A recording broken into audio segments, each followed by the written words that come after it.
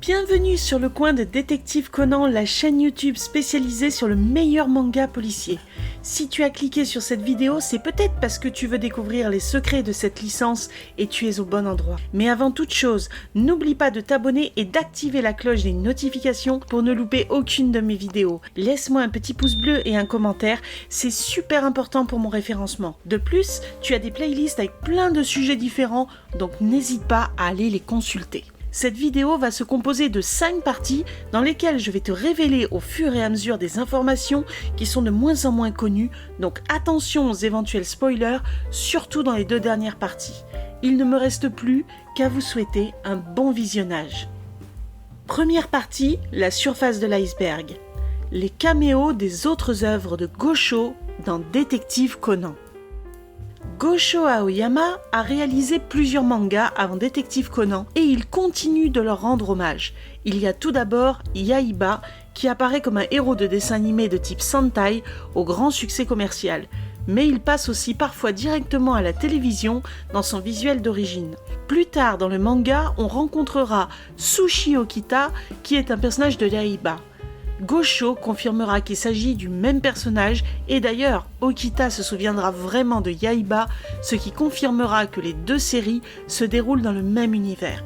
Kaito Kid est un autre titre de l'auteur et dans Détective Conan, Shinichi tente à chaque fois d'arrêter cet Arsène Lupin moderne en vain.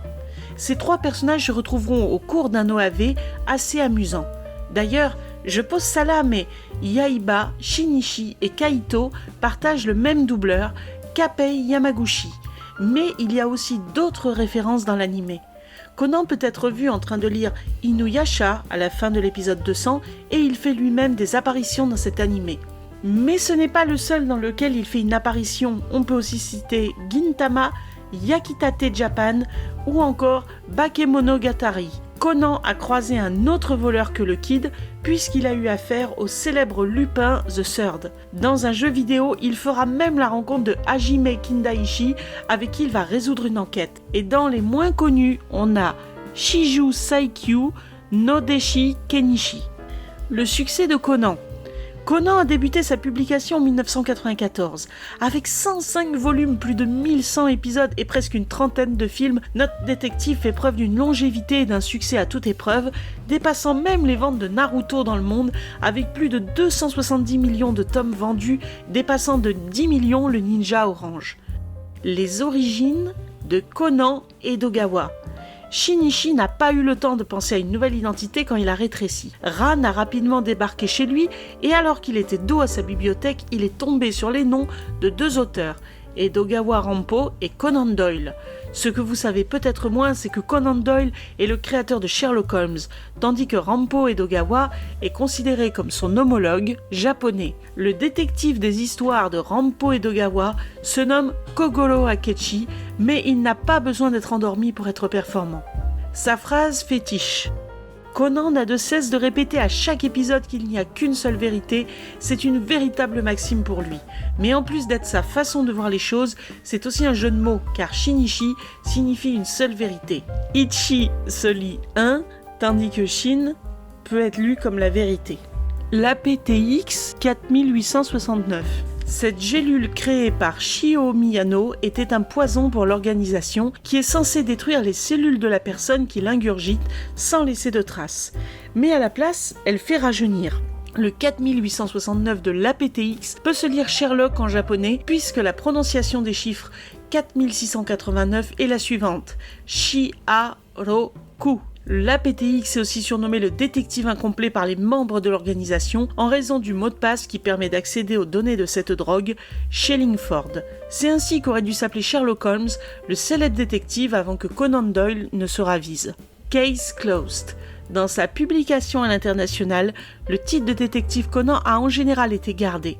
Mais pour que les Américains ne le confondent pas avec Conan le barbare, Metentei Conan a été renommé Case Closed au pays de l'oncle Sam. De plus, Funimation, qui a doublé la série, a modifié les prénoms de plusieurs personnages. Ainsi, Shinichi Kudo devient Jimmy Kudo, Ran Mori devient Rachel Moore, mais le pire c'est Gin et Vodka qui deviennent Melchior et Caspar. Évidemment, c'était pour que les petits Américains s'identifient plus aux héros avec des noms qui leur parlent, mais avec le grand boom de l'animation japonaise aux États-Unis, à partir de 2004, les prénoms originaux ont été conservés. Les noms de code de l'organisation. Les membres importants de l'organisation ont un nom de code en lien avec un spiritueux. Ainsi, les agents masculins ont des noms d'alcool forts, comme gin et vodka, tandis que Aibara ou Chris Vineyard s'appelait sherry et vermouth, un alcool plus doux pour une femme. Mais en plus, l'alcool est en lien avec la personnalité du membre. Le sherry est fait à base de grappes de raisin, qui a des vertus thérapeutiques en médecine. Les gimmicks de détective Conan. Gosho utilise plusieurs ressorts scénaristiques. Tout d'abord, un personnage qui revient régulièrement dans la série ne meurt pas.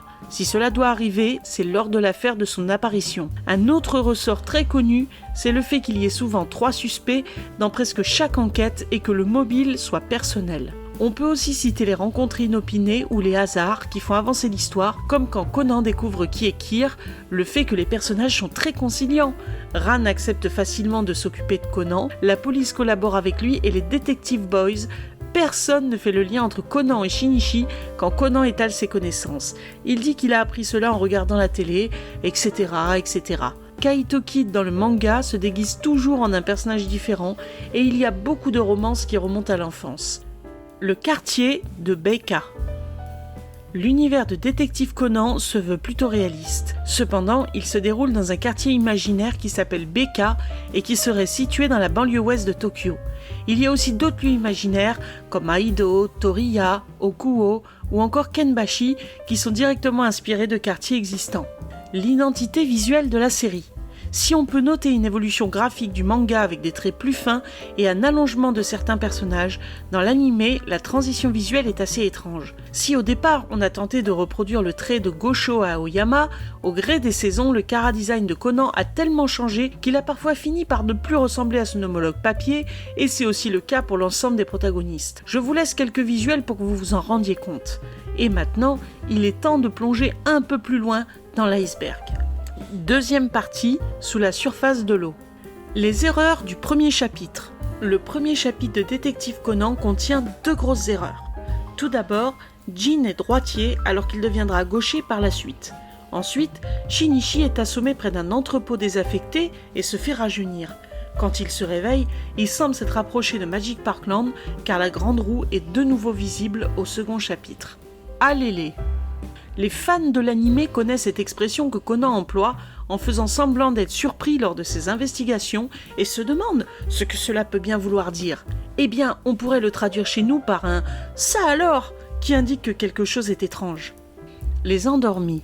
Conan a besoin de Kogoro afin de dévoiler ses déductions, mais il n'est pas toujours là. Dans ce cas, il peut parfois faire appel à Agasa, qui va bouger ses lèvres, guider Ran en tant que Shinichi ou bien compter sur Eiji. Mais il a aussi dû endormir 2 autres personnages, Sonoko qui est devenue malgré elle la reine des enquêtes et Misao Yamamura, un inspecteur assez nul. Kogoro Mori. Conan va rendre Kogoro extrêmement célèbre et lui fera hériter du surnom de l'endormi. Il faut cependant noter qu'au fur et à mesure du temps, le personnage va énormément évoluer. Sa dépendance à l'alcool et à la cigarette vont diminuer, sa compétence sociale sera un véritable atout pour étendre le réseau de Conan. Mais en plus, il va s'avérer être très utile pour faire respecter les procédures lors des enquêtes, ses estimations avec la rigidité cadavérique sont correctes et en plus, il va améliorer sa propre réflexion, apportant parfois à Conan des indices fort utiles.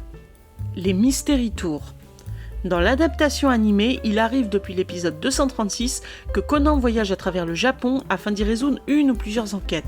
C'est ce que l'on appelle les Mystery Tours, des épisodes originaux à l'animé qui sont en 2 parties. Le triangle amoureux. Dans le manga, l'animé ou les films, Gosho a mis en place un triangle amoureux entre Shinichi, Ran et Aibara.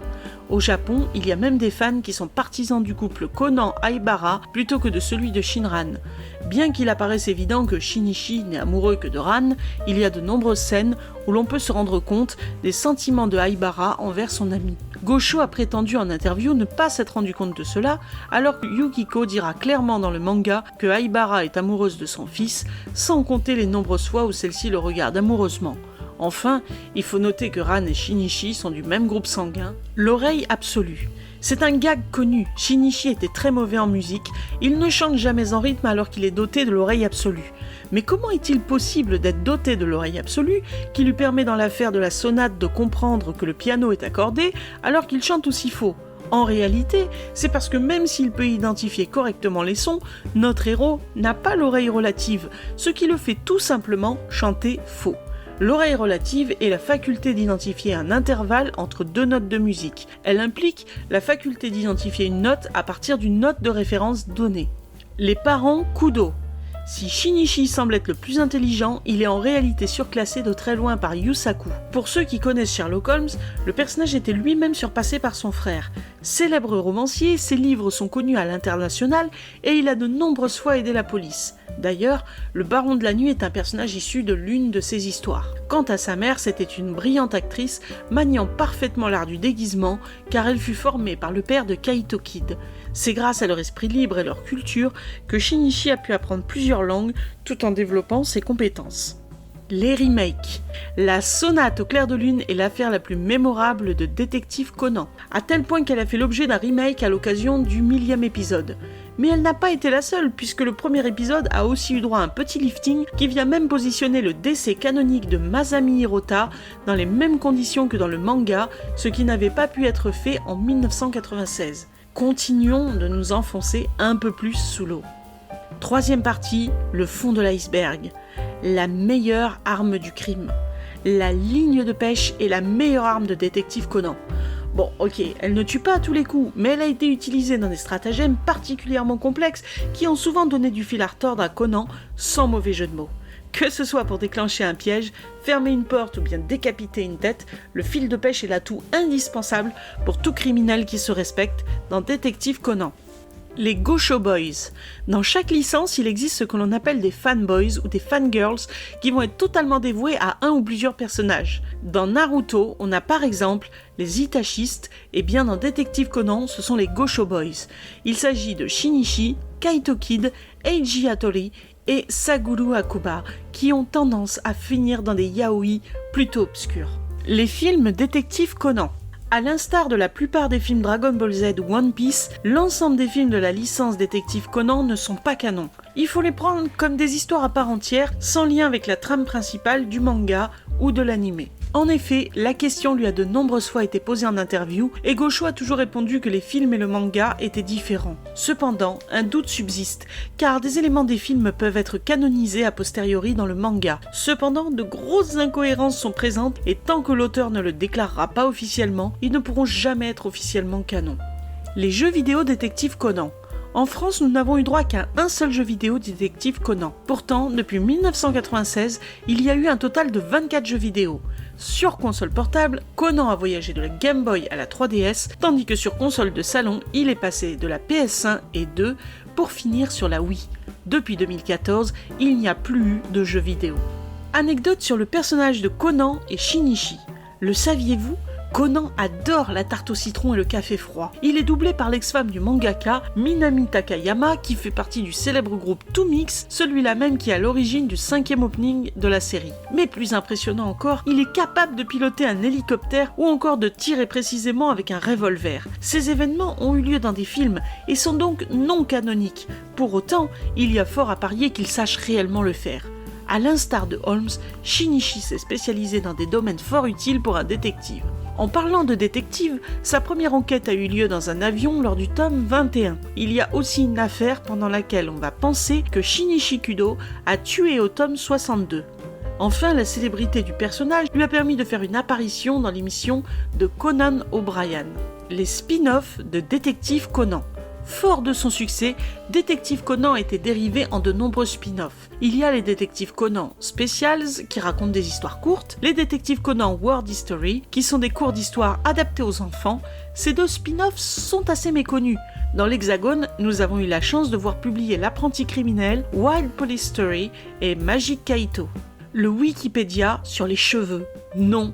Vous ne rêvez pas, il y a un vrai délire avec les coupes de cheveux de la série, à tel point qu'une page Wikipédia s'est spécialisée dans ce domaine. On y retrouve tout un tas de théories et d'hypothèses sur les coupes de cheveux de Ran, Conan ou encore Subaru, n'hésitez pas à aller y jeter un œil. Akemi Miyano et Ran Mouri se ressemblent. Avez-vous remarqué que Akemi et Ran partageaient un certain nombre de similitudes ? C'est surtout le personnage de Aibara qui s'en rendra compte. Il y a une ressemblance qui est d'abord physique, les deux jeunes femmes sont brunes et ont de longs cheveux, elles partagent de plus une immense gentillesse et sont très protectrices envers Aibara. Enfin, elles ont eu toutes les deux à vivre une romance particulièrement compliquée avec un homme très occupé. Les membres sous couverture de l'organisation. Alors que l'organisation est présentée comme un syndicat du crime à l'importance mondiale et particulièrement influent, de nombreux agents doubles ont pu l'infiltrer. Parmi les plus connus, il y a actuellement Kir, qui vient de la CIA, et Bourbon de la police secrète japonaise, mais il y avait aussi le père de Kir, Scotch qui était un ami de Bourbon, et évidemment Akai. Il y en a en plus d'autres dans les films. À cause de cela, la confiance entre les membres est souvent remise en question. Les 7 enfants. Au Japon, il existe une célèbre comptine enfantine qui s'appelle Nanatsu no Ko et qui parle de corbeaux. Mais c'est aussi un moyen direct de contacter Anokata. En effet, le son qui est produit quand on compose l'email du boss correspond au début de la comptine. Les live-action. Conan a eu droit à son adaptation en live-action à partir de 2006 sous la forme de 4 longs épisodes de 2006 à 2012 à la qualité discutable. L'été 2011, il y a aussi eu une série consacrée aux enquêtes de Shinichi Kudo. La série de 2011 est disponible sur YouTube en sous-titré anglais, donc je vous laisse à vos recherches.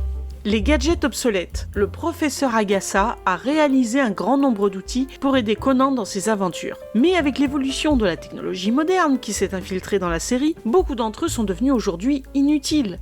Il y avait la boîte à bento qui faisait fax, le téléphone en forme de boucle d'oreille, ou encore la carte électronique déguisée en Cayenne mat. Détective Conan est une comédie romantique. En dehors de l'organisation et des scènes de crime, l'autre part importante de Détective Conan est son aspect comédie romantique. Avec ses non-dits, ses nombreux quiproquos et les déclarations d'amour à semi-avouées, Gosho n'a rien à envier au meilleur des shoujo. D'ailleurs, la sonnerie de Aibara est la plus romantique du monde puisqu'elle a enregistré la déclaration d'amour d'Eiji.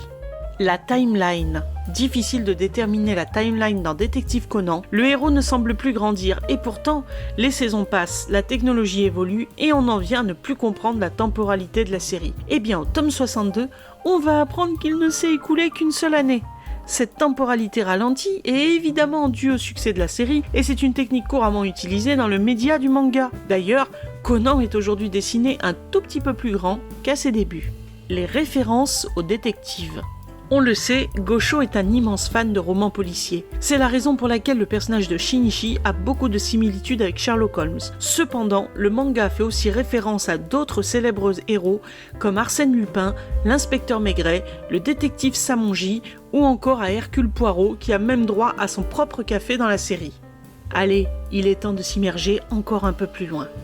4e partie, en dessous de l'iceberg. Les Detective Boys. Saviez-vous que les Detective Boys existaient en réalité depuis 1969 ? Les amis de Conan partagent une grande ressemblance avec les personnages de Doraemon. Je vous laisse voir par vous-même, les ressemblances physiques sont assez frappantes. Conan ressemble à Nobita, Ayumi ressemble à Shizuka, Mitsuhiko à Suneo et Genta à Takeshi. Quant à Aibara, elle a un rôle similaire à celui de Dorami en tant que second membre féminin du groupe représentant la sagesse. Pour Agasa, il est tout simplement Doraemon car c'est lui qui invente les gadgets. Bien entendu, Conan très intelligent par rapport à Nobita, cependant ses camarades ont des traits de caractère assez semblables. Le saxophone. Vous vous êtes peut-être demandé pourquoi la bande-son de Détective Conan contient autant de saxophones. Moi aussi, et figurez-vous que j'ai ma petite idée. Dans beaucoup de séries télévisées et de films avec une affaire policière dans les années 80, on peut retrouver des thèmes musicaux avec du saxophone. Je pense par exemple à L'Arme Fatale. Ces thèmes sont directement issus des courants du blues, dont l'un de ses dérivés est le jazz. Et le blues représente parfaitement le désarroi et la tristesse qui viennent souvent frapper les personnages de Détective Conan, tandis que le jazz peut être bien plus groovy, ce qui colle aux scènes d'action de la série. La ville Détective Conan. Dans la préfecture de Tottori au Japon, il y a la petite ville de Okuei qui rend hommage à Détective Conan. Gosho Aoyama étant originaire de cette bourgade, la gare de Yura a été renommée la Conan Station. On y retrouve des statues des personnages ainsi que les rames décorées avec les héros de la série. Dans le centre-ville, on retrouve aussi plusieurs statues des personnages, le pont Conan, il y a même une boutique dédiée à 100% à l'univers du petit détective. De plus, il y a le musée de Goshoa Aoyama. Il faut aussi noter que Conan est la mascotte de la police japonaise. La Para Dance de Conan. La Para Dance est une danse synchronisée en provenance du Japon. Elle est née dans les années 80 et a connu plusieurs booms au fil des décennies. Son troisième grand bond en popularité a eu lieu entre 1999 et 2001 et c'est la raison pour laquelle on voit Conan effectuer une Para Dance pendant le 8e opening de la série. Ce générique a durablement marqué les fans car Conan conserve un air très sérieux tout en effectuant sa chorégraphie et il faut l'avouer, la musique est très cool. Le lien avec Gundam. 4 personnages ont des noms qui sont inspirés de la licence Mobile Suit Gundam, ainsi le nom de Shuichi Akai est inspiré de Char Aznable qui était surnommé la Comète Rouge. En japonais, cela donne Akai Suisei. Toru Amuro, c'est évidemment pour Amuro Rei, qui est le héros de la première série, mais aussi le rival de Char, tout comme c'est le cas pour Bourbon et Akai. En plus, Rei Furuya est doublé par Toru Furuya, qui était aussi la voix originale de Amuro. Enfin, le nom Furuya que porte Bourbon est aussi un hommage à son doubleur. Le nom de Subaru vient de Yasubaru, qui était le vrai nom de Char Aznable dans la série Gundam. Enfin, Masumi Sera vient de Seila Mas. Les enregistrements de Elena Miyano. Dans le volume 41, Aibara va récupérer des enregistrements que sa mère lui a dédiés pour chacun de ses anniversaires jusqu'à ses 20 ans. Sur la cassette de son 19e anniversaire, sa mère lui révèle qu'elle travaille avec son père à la confection d'un médicament qu'ils ont surnommé le Silver Bullet. Tout le monde est très enthousiaste sur ce projet et ses collègues le surnomment le médicament miracle. Mais pour terminer ce projet, elle lui explique qu'elle est obligée de laisser ses enfants derrière elle. Il y a fort à parier que le Silver Bullet était l'ancien nom de l'APTX. Malheureusement, nous ne connaissons pas encore le contenu de la dernière cassette.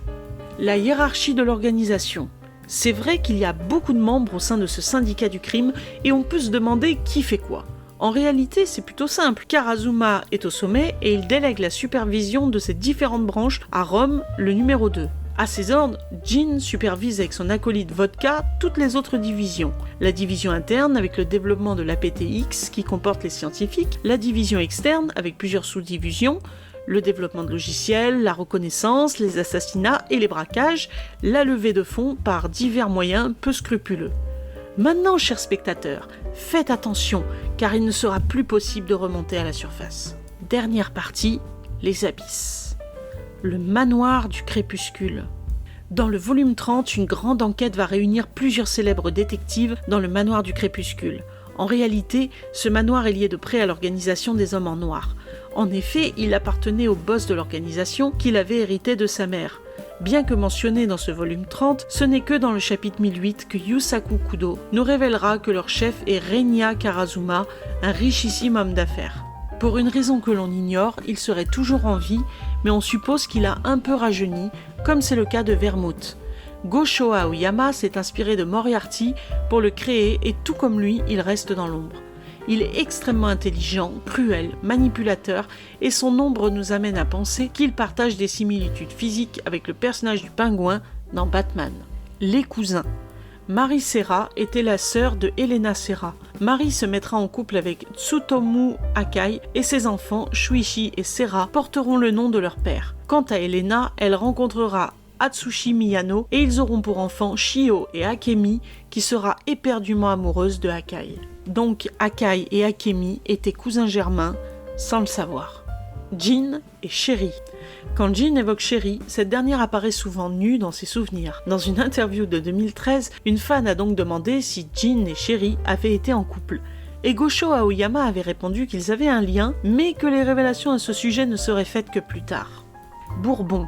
À l'origine, Bourbon devait être un membre à part entière de l'Organisation des Hommes en Noir, un véritable méchant sans cœur et sans scrupules. Mais quand il l'a dessiné lors de l'affaire de son apparition, Gosho Aoyama a eu de la sympathie pour le personnage et a décidé d'en faire un gentil, un membre de la police secrète japonaise. Il voulait de toute façon introduire un personnage de la police secrète, alors il a pensé à Amuro.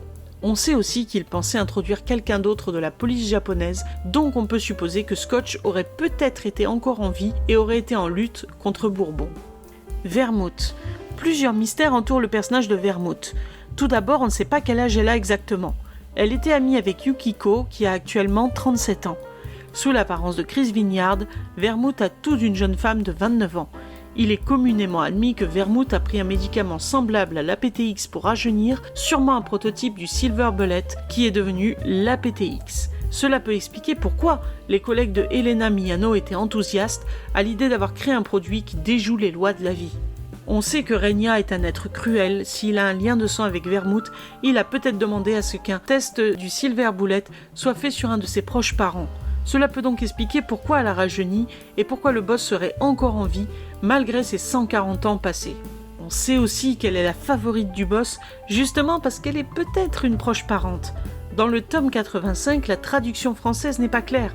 En effet, Bourbon déclare à Vermouth qu'il connaît son secret et que si cela venait à se savoir, elle et le boss seraient dans de beaux draps avec l'organisation. Cependant, il lui dit aussi que tant qu'il est en vie, son secret ne sera pas révélé.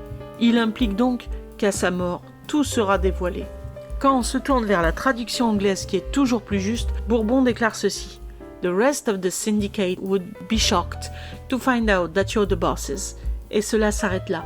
L'apostrophe S en anglais exprime la possession d'un nom commun ou d'un nom propre, et elle s'utilise majoritairement lorsque le possesseur est un être aimé.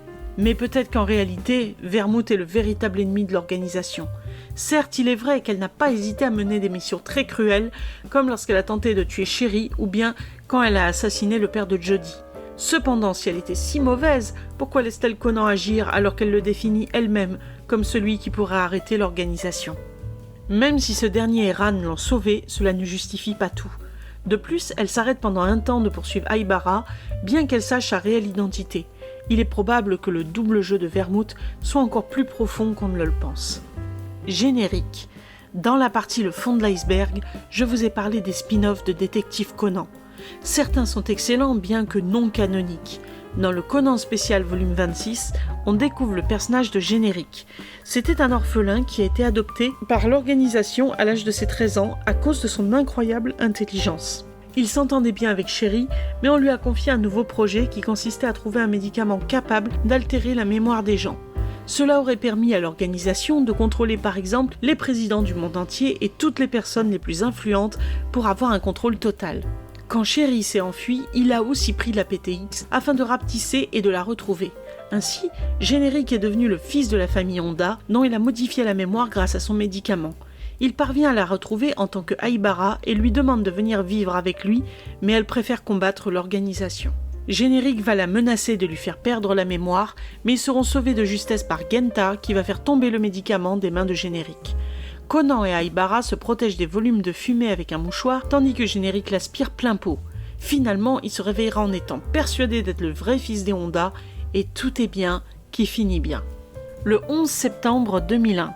Le 11 septembre 2001, 4 attentats ont eu lieu aux États-Unis. Les tours du World Trade Center sont visées, puis détruites. La coïncidence est macabre, mais le 5e film de Détective Conan est sorti quelques mois avant, en avril 2001. Dans cette histoire, les tours Tokiwa, qui sont aussi des tours jumelles et décrites comme étant les plus grandes du Japon, vont voir plusieurs de leurs étages bombardés sciemment, faisant de gros dégâts matériels. Il n'a pas fallu longtemps pour que les conspirationnistes voient dans ce 5e film un message d'avertissement funeste pour le 11 septembre. Cependant, le World Trade Center avait déjà été visé par des attentats. Il faut aussi noter que dans la pop culture, il est arrivé plus d'une fois qu'une tour explose dans un film, comme par exemple dans Die Hard. La fin alternative de Détective Conan. Nous en avons déjà parlé sur la chaîne, mais une fin alternative à Détective Conan est visible dans le 9e OAV qui s'appelle Étranger dans 10 ans. Dans celui-ci, Shinichi est resté enfermé dans son alias de Conan Edogawa et Ran s'apprête à épouser le docteur Alahide, désespéré de ne pas avoir revu Shinichi. C'est une fin tragique et douce amère, mais heureusement il ne s'agissait que d'un cauchemar de Conan qui était malade. La vraie fin de Détective Conan. Quand finira vraiment Détective Conan ? Nous savons plusieurs choses sur la fin du manga, mais pas quand elle arrivera. En effet, dans une interview de 2023 pour le Shonen Sunday, l'auteur déclare que son manga va encore continuer pendant un bon moment. En 2024, il a déclaré vouloir écrire l'histoire du patriarche des Akai, mais qu'il avait dessiné une ébauche du dernier chapitre. En 2022, dans son interview croisée dans le Jump avec Eiichiro Oda, Gosho explique qu'il a été hospitalisé il y a de cela 5 ans. Il a réalisé que n'importe qui pouvait mourir à tout moment. Il a donc décidé de dessiner le storyboard de son dernier chapitre. Il explique aussi qu'il a décidé des éléments les plus importants, mais qu'il aimerait faire quelques arcs avant de rentrer dans le final de la série. Donc on sait qu'il y aura au moins encore 2 arcs après celui de Rome, mais on ignore quelle sera leur durée. De plus, Gosho a quand même dit dans cette même interview que son chapitre final pourrait encore être changé. Et voilà, on en a terminé avec les secrets de Détective Conan. J'espère que la vidéo vous aura plu et je vous dis à la prochaine.